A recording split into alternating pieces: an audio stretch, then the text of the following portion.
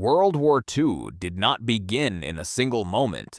It was the result of years of tension, political instability, economic crisis, and growing ambition. What happened in 1939 was only the final spark in a much larger and more complex story. To understand how the war truly began, we must go back to the end of the First World War in 1918 when Europe was left devastated. Millions were dead. Empires had collapsed and entire nations were struggling to rebuild their economies and societies. Germany was one of the countries most affected by the outcome of the war.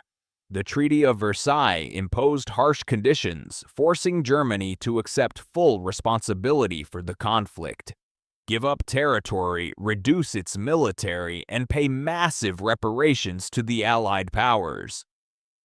These conditions created deep resentment among the German population. The economy collapsed, inflation spiraled out of control, and many people lost their jobs, savings, and sense of stability. This environment of crisis and desperation made the country vulnerable to radical ideas and strong leadership. During the 1920s and early 1930s, Germany faced one of the worst economic crises in its history.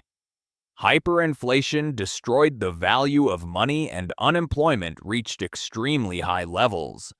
People were desperate for change and willing to support anyone who promised a better future. It was during this time that Adolf Hitler and the Nazi Party began to gain support. Hitler was a powerful speaker who promised to restore Germany's strength, rebuild its military, and reject the Treaty of Versailles. He blamed many of Germany's problems on external enemies and internal betrayal, gaining the trust of millions. By 1933, Hitler had risen to power and quickly began transforming Germany into a totalitarian state. Political opposition was eliminated. Freedoms were restricted, and the government gained complete control over society, while at the same time Germany began preparing for war. Despite the restrictions of the Treaty of Versailles, Hitler secretly rebuilt the military, investing in new weapons tanks and aircraft. He also introduced conscription, expanding the size of the army and preparing the country for future conflict. As Germany grew stronger, Hitler became more aggressive in his actions. In 1936, he sent troops into the Rhineland, a region that had been demilitarized. This move was a direct violation of the treaty, but no major power intervened, which encouraged him to continue. In 1938, Germany annexed Austria in what became known as the Anschluss. This was followed by demands for the Sudetenland, a region of Czechoslovakia, with a large German-speaking population. European leaders, hoping to avoid another war, agreed to his demands in the Munich Agreement, believing they could maintain peace. However, this policy of appeasement only allowed Germany to become more powerful and confident. Shortly after gaining the Sudetenland, Hitler took control of the rest of Czechoslovakia, showing that his ambitions extended far beyond what had been agreed. At the same time, other nations were also expanding their influence. Italy under Benito Mussolini was pursuing its own imperial ambitions, while Japan was expanding across Asia, increasing global tension and instability.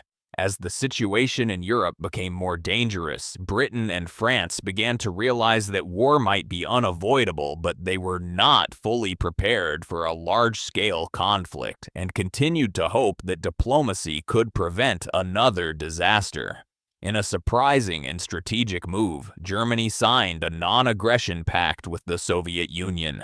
In 1939, this agreement shocked the world because the two countries had opposing ideologies, but it allowed Germany to avoid a war on two fronts while secretly agreeing to divide Poland. On September 1st, 1939, Germany launched a full-scale invasion of Poland using blitzkrieg tactics, combining fast-moving tanks, aircraft, and infantry to overwhelm defenses. In a short period of time, the attack was rapid and highly effective.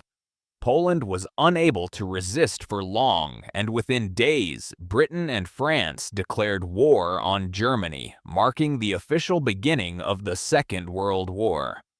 However, the conflict would quickly spread far beyond Europe, becoming a truly global war. As the war expanded, countries from all over the world became involved. Battles were fought across Europe, Africa, and Asia, and the scale of destruction increased dramatically.